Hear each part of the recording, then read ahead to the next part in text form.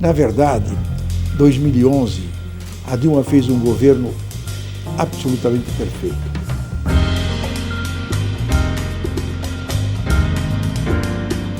As coisas começaram em 2012, quando o governo imaginou que ia ter uma redução de crescimento. Ele começou com uma ação muito ativa. Quando ela começou a intervenção da energia elétrica, ela teve um aumento de quase 6 pontos na opinião pública. Mas era uma tragédia. Ou seja, a sociedade apoiou a Lula, apoiou a Dilma nos seus equívocos. Quando ela começou a segunda intervenção danosa, que foi na taxa de juros, sem produzir as condições fiscais que permitissem a baixa da taxa de juros, ela teve mais um surto de aprovação.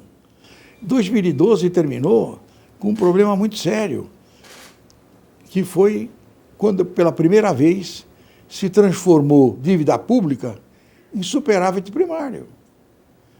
Que aí foi a consagração da inconsequência administrativa. E, no entanto, no máximo da popularidade, que só veio a cair em meados de 2013. A pesquisa de opinião é o instante. Ela não reflete nem se é certa ou se está errada. Visivelmente, você estava construindo uma tragédia com o apoio maciço da sociedade. Se você olhar, ela vem de 70 e poucos para 13 ou 14 em 3 meses. Ou seja, a sociedade acordou. Ela devia ter acordado antes da sociedade. Quem disser o que vai acontecer nos próximos 30 dias está mentindo ou está mal informado.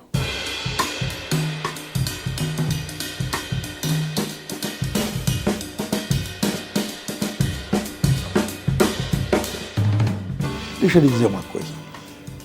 Eu sempre fui contra o impeachment, porque eu acho que o impeachment exige uma violação de função.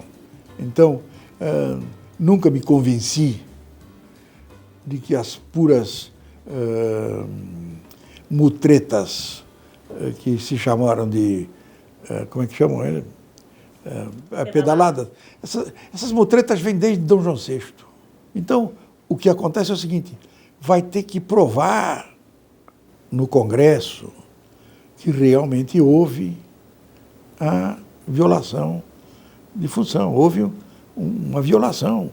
É difícil dizer que o governo Dilma acabou, porque isso vai depender do resultado do impeachment. Eu acredito que a situação tem piorado muito. Eu diria mais, eu acho que em condições normais de pressão e temperatura, a nomeação do Lula teria ajudado muito o governo. O Lula é habilidoso, o Lula é um grande negociador, o Lula tem um controle sobre o PT, porque nós estamos esquecendo que o principal adversário da Dilma foi o PT. O programa do PT é um programa contrário ao programa do Levi, ao programa do Nelson. Na minha opinião, é um programa absolutamente impróprio para o momento que nós estamos vivendo.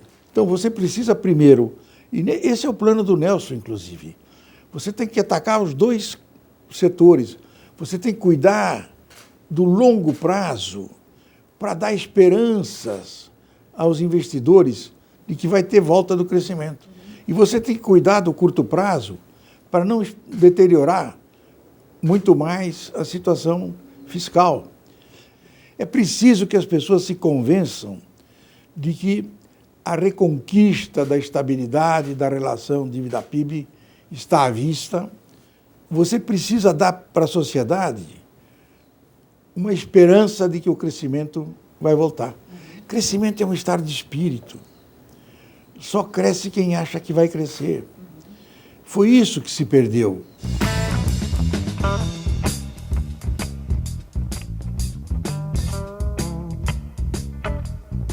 A presidente sempre foi a chefe da Casa Civil, a ministra da Justiça, a ministra da Fazenda, a ministra do Planejamento, a ministra dos Transportes, a ministra do Bem-Estar Social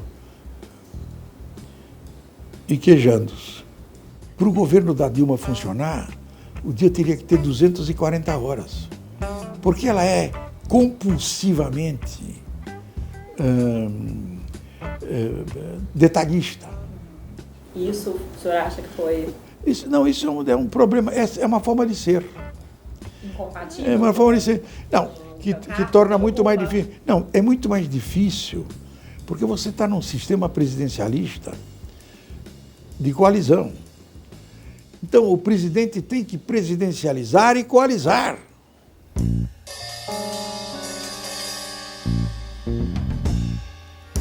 O Grampo levanta uma dúvida muito séria sobre um assunto que é puramente, digamos, individual.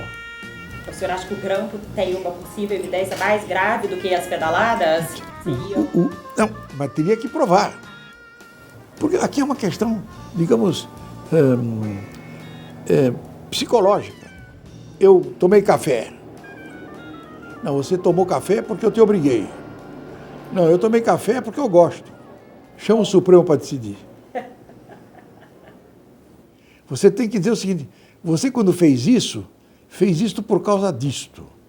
Mas você podia ter feito isso por causa disto, por causa disto, por causa disto, por causa disto. O que o Grampo fez? O Grampo deu um sentimento de que aquela atitude realmente foi para proteger. As coisas evoluíram muito depressa por conta disso. Não é à toa que esse processo está parado. Quer dizer, a sociedade inteira está estupefacta diante dessas coisas. E você está transformando, você está judicializando toda a política. Isso é uma coisa ruim, pelo seguinte, porque inclusive você está destruindo as coisas.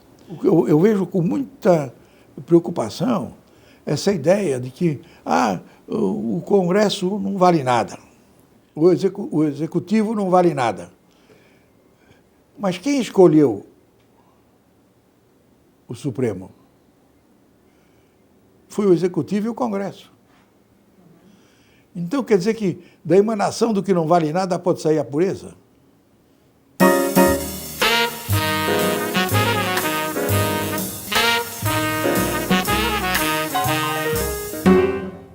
Acho que a Lava Jato a gente tem que separar.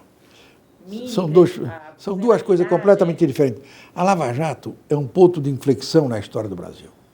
Ela tem muitos inconvenientes instantâneos, mas uma coisa é segura. A Lava Jato vai mudar o comportamento da sociedade brasileira. Basta ver que hoje a figura mais importante de qualquer empresa é o compliance. Não é mais o diretor técnico, não é mais o diretor comercial, não é mais o tesoureiro. Ela, na verdade, colocou o compliance como a parte mais alta da empresa.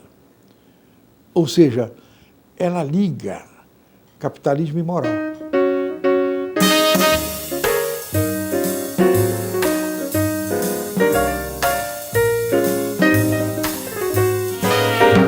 O homem na história foi procurando alguma forma de administração que satisfizesse a três condições: liberdade de iniciativa, relativa igualdade de oportunidades e eficiência produtiva.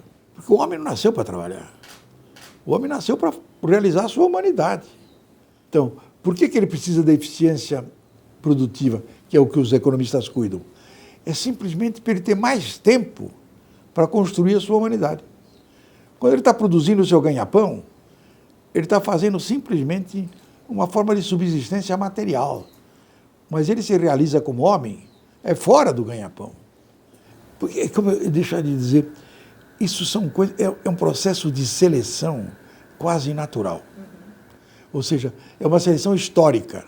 O homem já teve, já acreditou no sacerdote, já acreditou no rei, já acreditou no presidente, e foi avançando. Hoje todo mundo sabe que a sociedade razoável é uma sociedade onde você cresce, onde você progride, mas o teu vizinho progride junto. Quer dizer, o homem quer uma relativa igualdade. Para ele ter essas duas vantagens, a liberdade e a relativa igualdade, ele precisa de um sistema eficiente de produção. Que é isto? O mercado é só isso. Por isso que essa discussão mais mercado, menos mercado, mais governo, menos governo, é completamente idiota. Não pode existir mercado sem governo. Não existe governo sem um mercado forte, constitucionalmente limitado, que regule os mercados. O mercado exige, na verdade, a regulação da propriedade privada.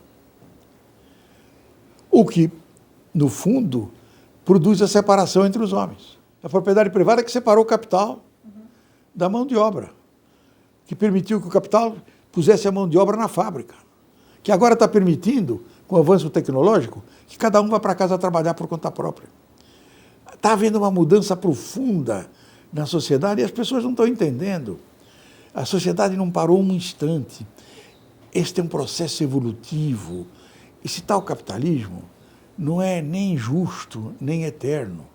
Ele está mudando todo dia. Ele foi a única forma que o homem encontrou para combinar essas três condições. Nós já experimentamos tudo. Nós já sabemos que nada funciona fora de um regime democrático apoiado numa economia de mercado. Você tem aí 30 países no mundo razoavelmente civilizados e democráticos. Todos usaram o mesmo processo. Quer dizer, não precisa ficar inventando. Copia bem feito, mais nada.